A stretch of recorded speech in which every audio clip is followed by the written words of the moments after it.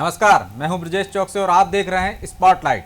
आज स्पॉट है उत्तर प्रदेश की आजमगढ़ और रामपुरा लोकसभा सीट और प्रकाश डालेंगे उपचुनाव में कौन मारेगा बाजी। उपचुनाव में संपन्न हो गए हैं, लेकिन ये दोनों उपचुनाव भाजपा और सपा के लिए प्रतिष्ठा का सवाल बन गए। ये चुनाव बीजेपी के लिए काफ़ी अहम माने जा रहे हैं, क्योंकि बीजेपी मिशन 75 की राह में कहीं ना कहीं ये दोनों सीटें रोड़ा बनी हुई थी। मोदी लहर के बावजूद भी 2019 के लोकसभा चुनाव में यहाँ कमल नहीं खिल पाया था। अब सपा प्रमुख अखिलेश यादव और दिग्गज नेता आजम खान के इस्तीफे से खाली हुई इन सीटों पर जीत के लिए बीजेपी ने अपनी पूरी ताकत लगा दी है। 2022 के विधानसभा चुनाव के हीरो रहे सीएम योगी आदित्यनाथ ने इन दोनों सीटों पर ताबड़तोड़ सभाएं की। भोजपुरी अभिनेता निरहुआ ने भी जन समर्थन के लिए गली गली छाने। सपा प्रत्याशियों ने भी जमकर पसीना बहाया। आजमगढ़ से अखिलेश यादव के चचेरे भाई धर्मेंद्र यादव को मैदान में उतारा गया है। अब जरा सुनते हैं बीजेपी और समाजवादी पार्टी के नेताओं के क्या दावे हैं।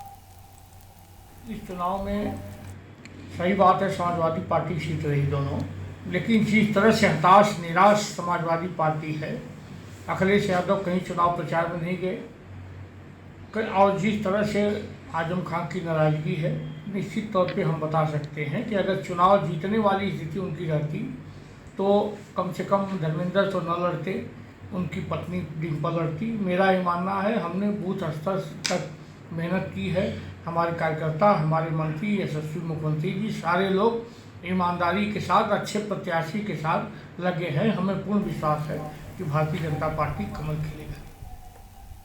यह तो थे बीजेपी नेताओं के दावे।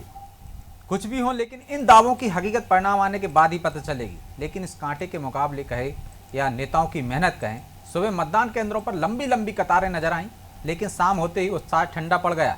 रामपुर में शाम 6 बजे तक सिर्फ 38% ही मतदान हुआ। आजमगढ़ में भी वोट प्रतिशत कम ही रहा, 47% के करीब वोटिंग हुई, जिसके बाद आजम खान समेत अन्य सपा नेताओं ने प्रशासन पर मतदाताओं को वोटिंग करने से रोकने का आरोप लगाया।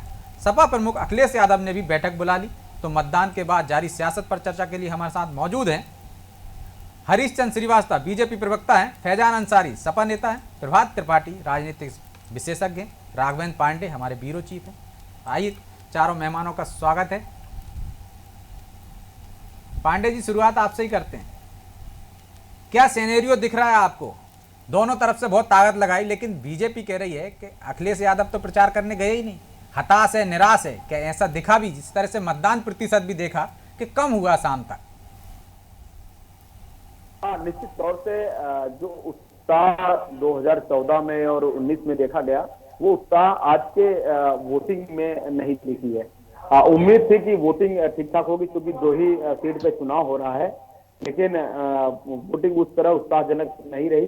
अब उत्साह गिरने का कारण क्या रहा है, ये तो वहां की जनता जानेगी और बताएगी, लेकिन फिलहाल उम्मीदों से बहुत कम वोट निकल कर आए हैं। अब देखना यह है कि ये वोट जो भी आए हैं, ये किस खेमे के हैं। क्या वो सत्ता के साथ जाना चाहेंगे या वो विपक्ष के साथ अपनी सीट को कंटिन्यू करना चाहेंगे, क्योंकि वर्तमान में ये सीट खाली हुई है। उधर अखिलेश यादव ने आजमगढ़ की सीट खाली की हुई है और इधर रामपुर में ये आजम खान की सीट खाली हुई है। दोनों दिग्गज इस बार चुनाव मैदान में नहीं है, लेकिन ये अपने अपने लोगों को उतारे हैं। उधर मुलायम परिवार से धर्मेंद्र यादव आजमगढ़ से हैं और इधर रामपुर से उनके अपने आजम खान के खास हैं। तो कुल मिलाकर चेहरा बड़ा इस बार तो नहीं है, ना मुलायम सिंह है, ना अखिलेश है, ना इधर आजम है, लेकिन उनके लोग हैं।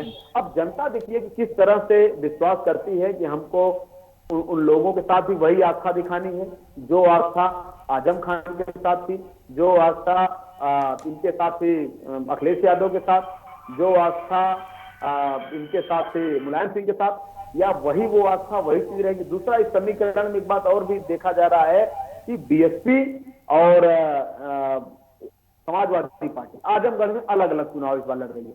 वो भी यहाँ पर समीकरण एक प्रकार से बिगड़ा हुआ दिख रहा है। और रामपुर में खैर बीएसपी गई नहीं, क्योंकि उसको लग रहा था अगर हम जाएंगे तो मुसलमान कहीं कहीं नाराज हो जाएगा। उसको लगने लगेगा कि ये बीजेपी के लिए काम कर रहे हैं, क्योंकि इनका पर्सनल खुन्नस था मुलायम परिवार से, इसलिए इन्होंने वहां पे कैंडिडेट अपना दे दिया है धर्मेंद्र यादव का गेम बिगाड़ने के लिए। तो त्रिपाठी जी, लेकिन इस बार चेहरे बड़े भले ही ना हो, चाहे अखिलेश यादव ना हो, चाहे आजम खान ना हो, लेकिन 2 लोगों की प्रतिष्ठा तो दांव पर है। चेहरे 2 बड़े हैं, क्या उनको देखकर लोग वोट डालेंगे? योगी आदित्यनाथ, अखिलेश यादव, सीधा मुकाबला तो इन दो चेहरों के बीच में है। चेहरे भले ही कोई हो, लेकिन प्रतिष्ठा इन दोनों की दांव पर है। देखिए ब्रजेश जी, प्रतिष्ठा राघवेंद्र जी आपके पास आऊंगा। जी त्रिपाठी जी, देखिए प्रतिष्ठा तो उत्तर प्रदेश सरकार मैं आ रहा हूँ। पांडे जी आपके पास आ रहा हूँ।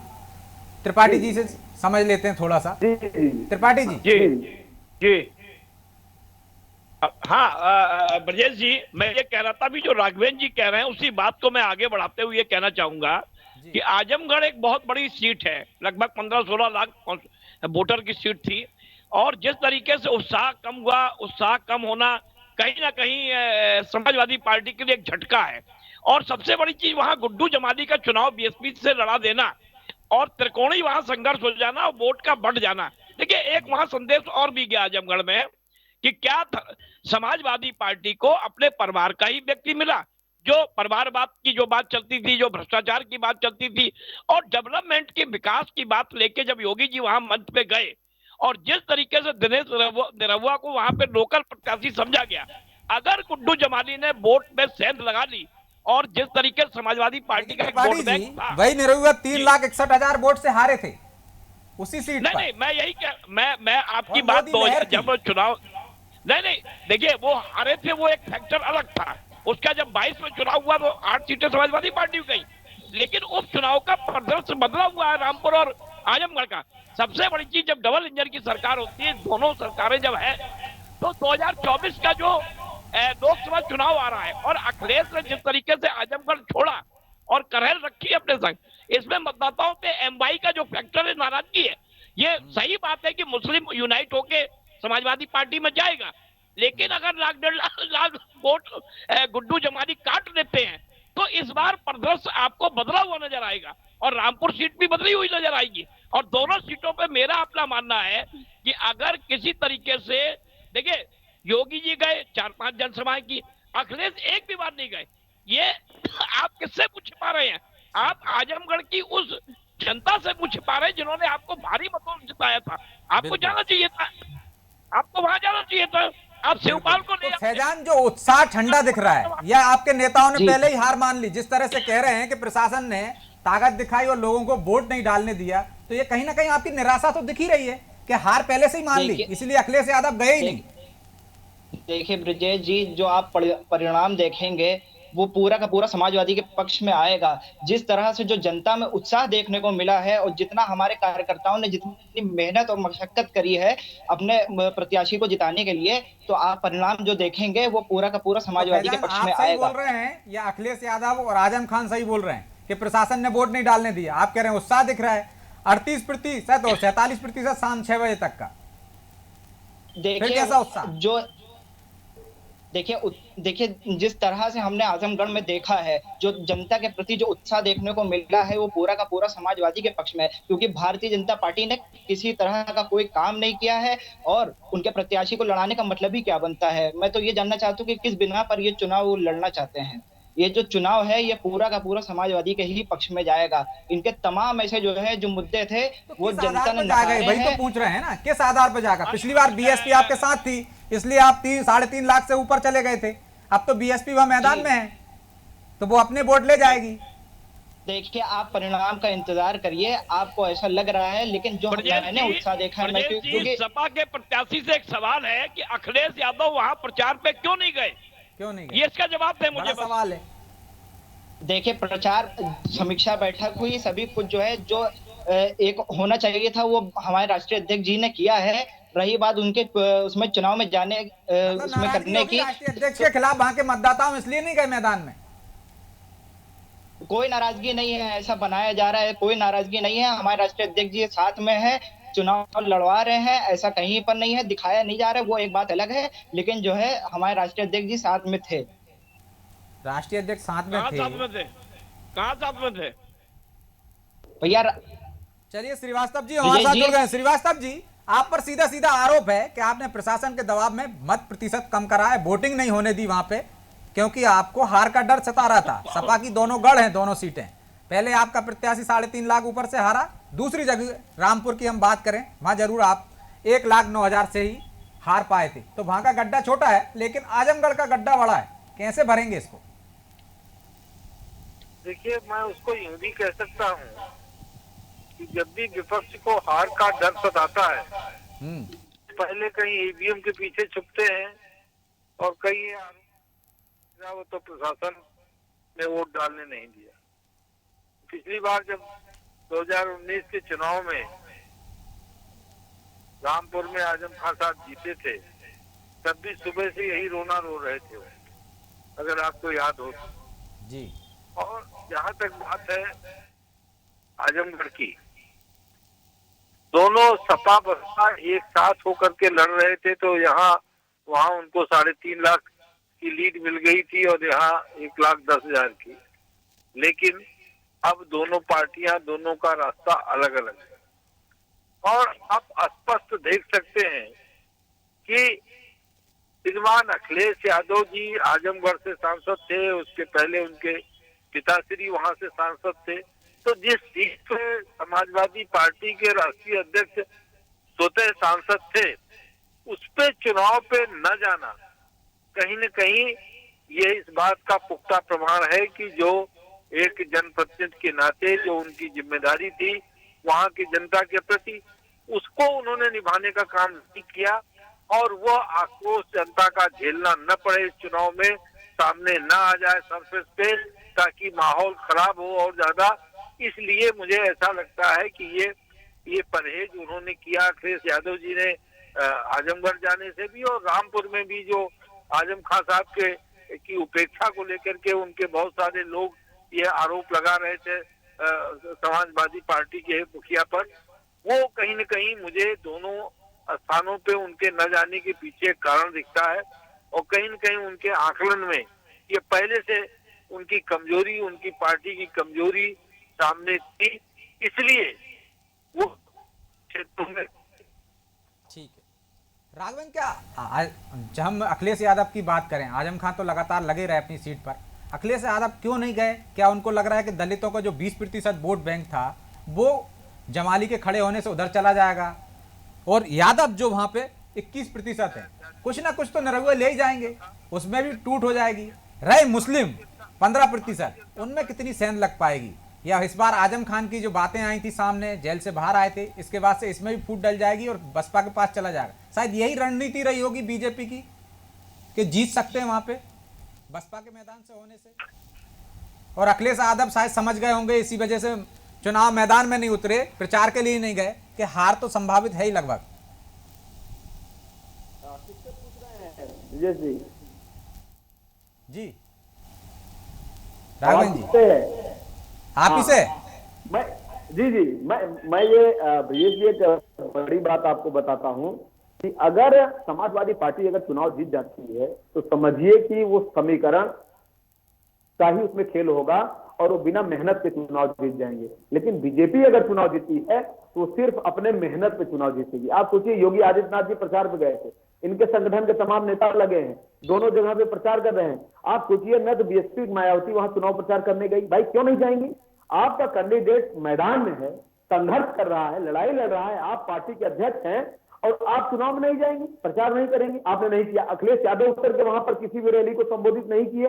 कांग्रेस तो मैदान में ही नहीं गई, कांग्रेस ने तो चुनाव ही नहीं लड़ा। प्रियंका गांधी राहुल को होते हुए जो लोग सिर्फ केवल उत्तर प्रदेश की राजनीति अभी तक करते थे, वो लोग वहां मैदान में ही नहीं है। तो आप सोचिए, मैदान में है कौन? उत्तर प्रदेश की जनता ने नकार दिया हाल ही में, तो वो किस मुंह से जाते और वोट ही काटते एक तरह से समाजवादी पार्टी के। हार जीत एक अलग विषय है। आपको कभी चुनौती तो देना चाहिए, कुछ परसेंट वोट आप लेते, किसी का समीकरण को बनाते बिगाड़ते, लेकिन आपने सिरे से खारिज कर दिया, आप चुनाव में नहीं गए। उसके अलावा आप देखिए कि भारतीय जनता पार्टी लगातार वहां मेहनत कर रही है। वहां अगर समाजवादी पार्टी की जीत होती है तो बिना मेहनत की जीत होगी। सिर्फ मैं अभी कह रहा हूं, वही तो मैं आपको गणित बता रहा था ना, जो समीकरण है वहां के जातीय समीकरण है, उस अनुसार तो हम देख रहे हैं कि यादवों में भी टूट हो ही जाएगी थोड़ी बहुत। 21% पूरे क्या आपको लगता है समाजवादी पार्टी को मिल जाएंगे? दूसरा कैंडिडेट भी तो बीजेपी का यादव है, तो वहां भी कुछ तो जाएंगे। रही बात मुस्लिम वोट बैंक की, तो जो नाराजगी चल रही है, क्या वो देंगे उनको वोट? और दलित जो 20% हैं उस सीट पर, वो कहां जाएंगे? उनका जो पिछली बार उनने अखिलेश यादव को समर्थन दिया, शायद जीत का आंकड़ा इसलिए ज्यादा था, 3.5 लाख से ऊपर पहुंच गए थे। यदि वो कहीं जमाली ने काटा और मुस्लिम वोट भी काटे तो गणित तो बीजेपी के पक्ष में ज्यादा दिख रहा है। समीकरण तो बीजेपी के पक्ष में ज्यादा दिख रहे हैं। जी निश्चित तौर से जिस तरह के समीकरण दिखाई दे, आप सोचिए ना 50% वोटिंग भी नहीं हुई है, 50% से कम वोटिंग हुई है, बहुत ही उदासीनता रही है वोटिंग में। अब इसमें जो आप बता रहे हैं वाकई में ये फैक्टर काम करेगा, क्योंकि दिनेश लाल यादव जो निरहुआ है, वो जब पहली बार आए थे तो लोग उनको समझे थे कि ये बाहरी हैं और ये कलाकार हैं, इनके अंदर मतलब कुछ खास नहीं है, लेकिन उन्होंने दिखाया कि हम आजमगढ़ के हैं, हम इसी माटी से हैं, और उन्होंने दिखाया कि मेरा नाम दिनेश लाल यादव है, उन्होंने बताया इस चीज को कि दिनेश लाल यादव निरहुआ। तो निश्चित तौर से सहानुभूति भी रहे, पिछली बार हार गए थे तो। लेकिन त्रिपाठी जी, अब हम रामपुर पे थोड़ी बात कर लेते हैं, जहां पे 50% हिंदू वोट है और 49% मुस्लिम वोट है, तो ये ज्यादा आसान बीजेपी के लिए दिख रही है। नहीं देखिए ब्रजेश जी, मैं एक बात आपको बता दूं कि जिस तरीके चाहे रामपुर हो चाहे आजमगढ़ हो, गढ़ जो गढ़ की राजनीति थी, वो गढ़ की राजनीति इस बार ब्रेक हो रही है उपचुनाव में जी। ये मान के लोग चलते हैं कि ये मेरा गढ़ है। समाजवादी पार्टी डीएमवाई के समीकरण से आजमगढ़ में थी। आजम खां ये सोच रहे हैं कि रामपुर में हमारी जीत हो जाएगी, हमने अपने जो है साथी को उतार दिया है और हम अपील करेंगे और पूरा वोट पड़ जाएगा हमारे। उनको ये नहीं मालूम कि 25% अगर वोट पड़ा उनका 20% और 49% अगर हिंदुत्व वोट है और वो लोधी है और जो खड़ा हुआ है बीजेपी का कैंडिडेट, और आजम खां की जिस तरीके से पोजीशन वहां पे खराब हुई है। देखिए आप हमेशा निकालते रहे, परिवार में आपकी सीट रही, कभी बेटी, कभी पत्नी, कभी आप स्वयं, और इतना इतिहास आपका रहा कि आप लगातार जीतते रहे। लेकिन अब स्थितियां बदल गई है ब्रजेश जी, राजनीति की अब जो दिशा है वो बिल्कुल बदल गई है। अब जनता जो है वो जान गई है कि हमें आपके झांसे में नहीं आना है। जब आप मिनी चीफ मिनिस्टर होते थे तब आपने गरीब मुसलमानों के लिए क्या किया, कितने मदरसों में आपने किया, आपसे परिवार को लेकर यूनिवर्सिटी बना के बैठ गए आजीवन। तो जो वहां गरीब वोटर है, जो मुसलमान है, वो भी इनसे छिटका हुआ है। अगर वो वोट नहीं भी भाजपा को करेगा तो भाजपा के पास अगर यूनाइट होके बिल्कुल, देखिए जब हिंदू मुसलमान होता है जहां पे जिस सीट पे कि मुसलमान इंटेक्ट अगर समाजवादी पार्टी में होता है तो वहां पे देखिए कांग्रेस और बीएसपी ने वहां बाकूवर दे दिया बीजेपी को, कांग्रेस ने बाकूवर दे दिया समाजवादी पार्टी को। लेकिन मत प्रतिशत जो है अगर वो यूनाइट होके पड़ गया तो बीजेपी की सीट, देखिए दोनों सीटें मैं बता रहा हूं आपको, गढ़ तो हिंदू मुस्लिम भी नहीं हुआ, विकास पर बात हुई। नहीं विकास पे बात हुई, डेवलपमेंट पे बात हुई। देखिए अभी योगी की सरकार आई है, 2027 तक सरकार चलनी है उत्तर प्रदेश की, भले 2024 में एक लोकसभा बड़ा चुनाव होना है, लेकिन वो 27 के परिदृश्य में 5 साल सरकार योगी सरकार रहनी है। और रामपुर उत्तर प्रदेश में है, रामपुर की क्षेत्रीय जनता जो है वो राष्ट्रीय चुनाव पे वोट नहीं दे रही है, वो दे रही है इस बार क्षेत्रीय चुनाव पे। मान के चलिए भले वो उपचुनाव राष्ट्रीय चुनाव है, लोकसभा का है, लेकिन वो 2027 तक 5 साल योगी की सरकार रहनी है। तो ऐसी स्थिति में जो ये गढ़ की राजनीति है, वो गढ़ की राजनीति ब्रेक होने जा रही है, मुझे ऐसा लगता है। और कहीं ना कहीं हो सकता है दोनों जगह कमल खिल जाए और ये एक लिटमस टेस्ट हो 2024 का, जो भारतीय जनता पार्टी जिस तरीके से बूथ लेवल पे मैनेजमेंट करती है, जिस तरीके से उनके पन्ना प्रमुख है, सारे देखिए मेहनत 24/7, इस बात में मुझे कहने में बिल्कुल गुरेज नहीं है कि भारतीय जनता पार्टी 24/7 मेहनत करती है और वो चुनाव वोट में दूसरे दिन से शुरू हो जाती है। अब 24 के इलेक्शन का एक बड़ा चुनाव है, ये लिटमस टेस्ट है, ये सेमीफाइनल है फैजान 2024 का, और आपको आपके गढ़ इस तरह से ढहाए जाते हुए दिख रहे हैं कि ढह जाएंगे आपके दोनों गढ़, क्योंकि 2 दिग्गज नेता रहे वहां से और कायाकल्प नहीं कर पाए उन दोनों लोकसभा क्षेत्रों का, तो कहीं ना कहीं, और इस बार हिंदू मुस्लिम भी नहीं हुआ, तो वो फैक्टर भी काम नहीं आएगा आपके, और शायद इसी वजह से वोटिंग प्रतिशत कम हुआ, जो आपको नुकसान होता हुआ दिख रहा है।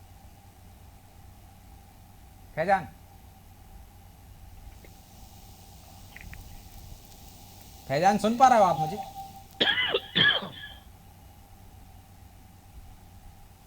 लगता कोई तकनीकी खामी है कि फैजान से संपर्क नहीं हो पा रहा है। ठीक है, हमारी टीम देख रही है उनसे संपर्क करने को। श्रीवास्तव जी, सेमीफाइनल माना जा रहा है, शायद इसी वजह से आप पूरी ताकत लगा रहे हैं और ये एक तरह से परिवारवाद की बात भी कर रहे हैं। स्वतंत्र देव सिंह कह रहे हैं कि समाजवादी पार्टी कोई दल नहीं है, वो जातियों का समूह है। ये चर्चा हर चुनाव को लेके कहा जाता है कि सेमीफाइनल है या फाइनल है, हर चुनाव अपने आप में चुनौती होता है और हर चुनाव की अपनी एक अलग प्रकृति होती है, एक अलग महत्व होता है। तो भारतीय जनता पार्टी इस दृष्टि से इन चुनावों को बिल्कुल नहीं देखती कि सेमीफाइनल है कि फाइनल है, बल्कि एक चुनौती मानती है और जो अपनी जनता के प्रति प्रतिबद्धता है उसको पूरा करने का काम करती है और अपनी जवाबदेही को लोकतंत्र में और जो जनता जनार्दन के प्रति जो जवाबदेही है उसको सुनिश्चित करने का भरसक प्रयास करती है। इसीलिए भारतीय जनता पार्टी के जनप्रतिनिधि हों, भारतीय जनता पार्टी के पदाधिकारी हों, भारतीय जनता पार्टी का नेतृत्व हो और कार्यकर्ता हो, सभी अपनी अपनी रिपोर्ट कार्ड के साथ जनता जनार्दन के दरवाजे पे, गांव गली हर जगह वो जाते हैं, लोगों से संवाद करते हैं और उनके जो सरोकार होते हैं उनके लिए अपनी पूरी प्रतिबद्धता के साथ काम करते हैं। यही कारण है कि आज पूरे देश में जो कमल का परचम फहरा रहा है, जो आज जनता जनार्दन भारतीय जनता पार्टी के साथ मजबूती के साथ खड़ी हुई है, उसके पीछे सबसे बड़ा कारण यह है कि आज ये देश की जनता, प्रदेश की जनता को लगता है कि भारतीय जनता पार्टी का जो नेतृत्व है, जो नीतियां हैं, जो कार्यक्रम है, वो एक तो संवेदनशील नेतृत्व है और बिना भेदभाव की सरकार है, लोक कल्याणकारी नीतियों, गरीब कल्याणकारी नीतियों के प्रति पूरी तरह से प्रतिबद्ध और समर्पित है। इसलिए मैं सारे फैक्टर और सारे जो प्रयास हैं उनसे ऊपर मैं ये बात को भरोसे के साथ कह सकता हूँ। आप 2014, 17, 19, 22 सभी चुनावों के ट्रेंड को लेकर के देखिए कि सारी जो विपक्षी दल के हमारे मित्र हैं उनकी जितनी तरह की जो प्रोफेसी थी, जितनी भविष्यवाणियां वो कर रहे थे, जिस ओवर कॉन्फिडेंस में थे, उसका हिसाब किताब जनता ने चुकाया है। और ये जो आजमगढ़ और नहीं हो पा रहा है प्रभात जी, लेकिन एक बात तो है कि भले ही श्रीवास्तव जी कहें कि ये सेमीफाइनल नहीं है, लेकिन आपको नहीं लगता कि इससे माहौल बनेगा, यदि समाजवादी पार्टी हारती है तो उनके कार्यकर्ताओं का मनोबल डाउन होगा, यदि बीजेपी जीतती है बाकी के अन्य राज्यों में भी 7 सीटों पर जो चुनाव हो रहे हैं, 26 को जो परिणाम आएंगे, वो कहीं ना कहीं ये तो मैसेज देगा ही कि अभी बरकरार है मोदी जी की लोकप्रियता, कोई गिरावट नहीं आई, तो बाकी की जगह माहौल बनाने का काम करते हैं। भले ही राजनेता और राजनीतिक दल इसको स्वीकार ना करें कि ये सेमीफाइनल नहीं है, लेकिन माहौल बनाने का काम तो करते हैं। दोनों को क्या फर्क पड़ेगा इसकी हार जीत से? ब्रजेश जी आपने बिल्कुल सही कहा। देखिए आपने बिल्कुल सही कहा, हरीश जी माने या ना माने, लेकिन अगर ये दोनों गढ़ अगर फिर वापस हो जाते हैं विपक्षी पार्टी के पास, तो एक संदेश जाएगा 2024 में जो भारतीय जनता पार्टी के लिए बहुत खराब होगा। लेकिन अगर ये दोनों चुनाव अगर गढ़ ब्रेक हो जाते हैं समाजवादी पार्टी के, तो निश्चित तौर पे भारतीय जनता पार्टी के लिए आने वाले समय में एक संदेश जाएगा कि भारतीय जनता पार्टी की जो सरकार है डबल इंजन की, उसकी हर नीतियों को हर वर्ग ने ठुकरा दिया है। अगर ये सीट हारते हैं तो, और अगर जीतते हैं तो मोदी जी की वाकई में जो भारतीय जनता पार्टी या शीर्ष नेतृत्व या जनता के बीच जो विश्वास था वो यथास्थित कायम है, योगी जी और मोदी जी का। और अगर ये सीट हार जाते हैं तो ये भले स्वीकार ना करें हरीश जी, लेकिन निश्चित तौर पे भारतीय जनता पार्टी की किरकिरी होगी और उनको आत्मदल करना होगा। और ऐसा मुझे लगता है कि इस बार जाति समीकरण से हट के विकास के नाम पे, और देखिए सबसे बड़ी चीज और क्या है, स्थानीय लेवल पे जिस तरीके से मुलायम सिंह और अखिलेश ने भरोसा किया आजमगढ़ की जनता ने या रामपुर की जनता ने आजम खां के प्रति, इसमें ये दोनों लोग खरे नहीं उतरे। तो ये विश्वास की एक लड़ाई है। और दिनेश निरहुआ अगर गुड्डू जमानी 1.5 लाख वोट काट, और इस बार बहुत कम मार्जिन से जीत होगी, किसी की बहुत बड़ी मार्जिन से जीत नहीं होने जा रही है ये उपचुनाव में, क्योंकि वोट का बंटवारा होगा। और आजमगढ़ में तो सीधे 50-60 हजार या 1 लाख वोटों से जीत होगी।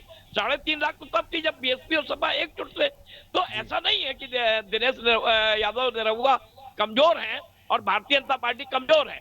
तो लड़ाई सीधी सीधी है। दोनों ने वहां रामपुर में घुटने टेक दिए, कांग्रेस ने और बीएसपी ने, और बीएसपी ने जानबूझ के टेक दिए।